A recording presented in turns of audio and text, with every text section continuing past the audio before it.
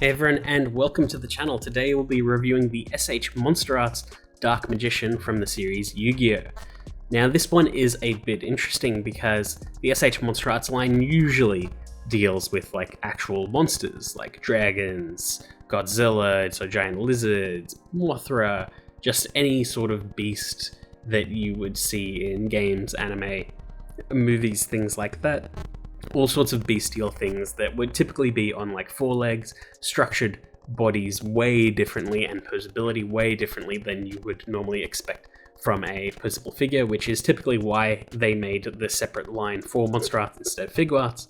But Dark Magician is something a little bit different because it is a humanoid monster, still technically a monster because it's Duel Monsters, the Yu-Gi-Oh! Card game, but he is a monster nonetheless. But he probably shares way more in common than with the s.h.figuarts line that he does the Monsterarts.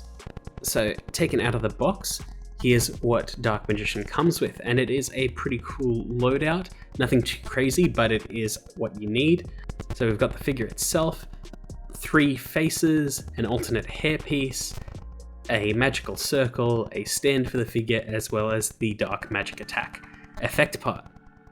It is a similarly structured loadout to the other 3 Yu-Gi-Oh! Monsterarts that they've done so far, being Blue Eyes White Dragon, Red Eyes Black Dragon, and Flame Wingman, where you get a stand with multiple prong arms to hold up the figure and its effect part all at once, and any other accessories that would be relevant to it. Now, I say that this figure has more in common with an s.h.figuarts, and that's because of the alternate faces, the alternate hands, and generally the posability of the figure.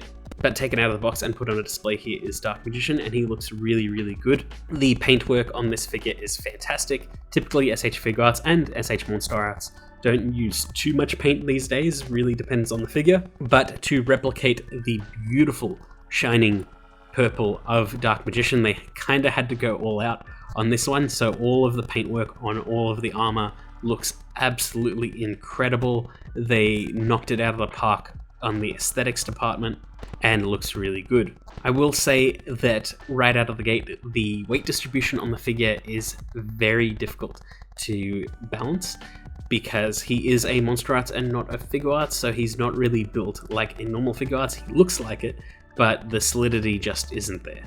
But we'll jump right into posability now. So he's got a ball joint at the head and neck. There is a floating piece at the collar, and he can get a pretty okay range of motion considering the back panel blocks it quite a bit.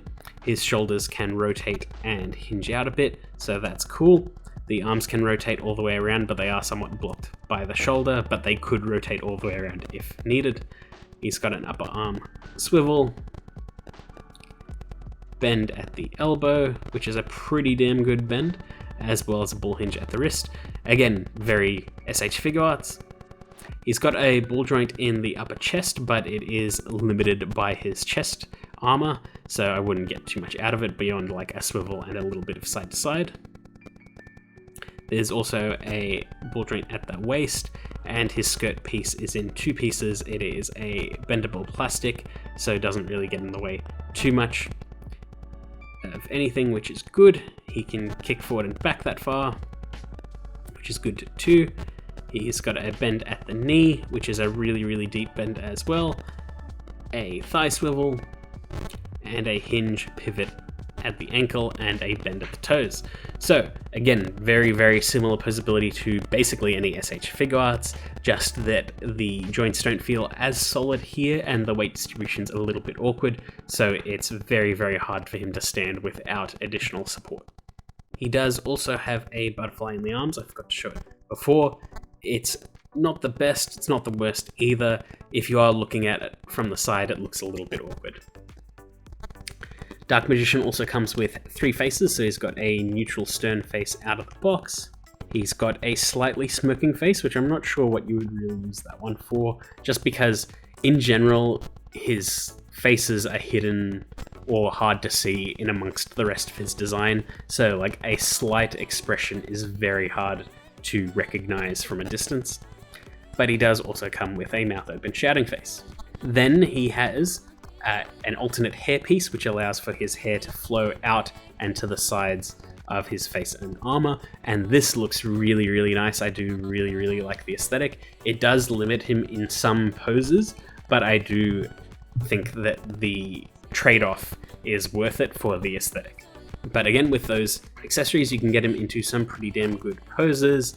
Basically just tried to do everything that I saw with the promo material, what was on the box, and what was shown originally with the figure.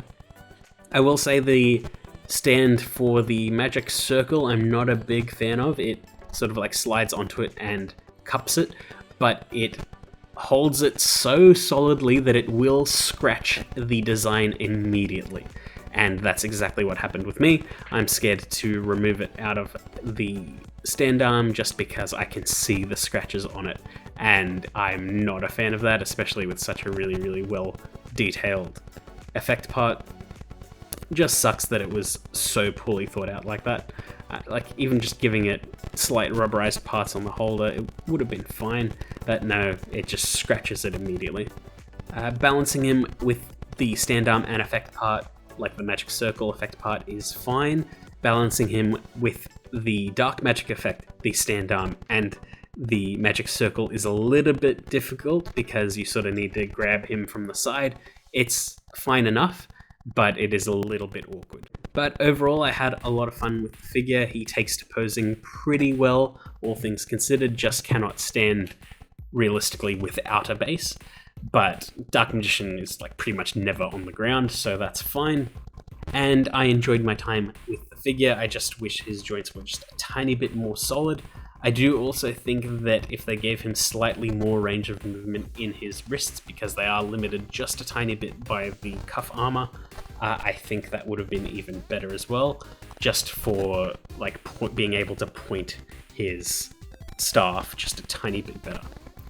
But otherwise, it is a really rock solid figure, has all the accessories you would need, and probably even more than you would need for him, just because I wouldn't expect to have the swappable face parts or the swappable hair part, but it is nice to have.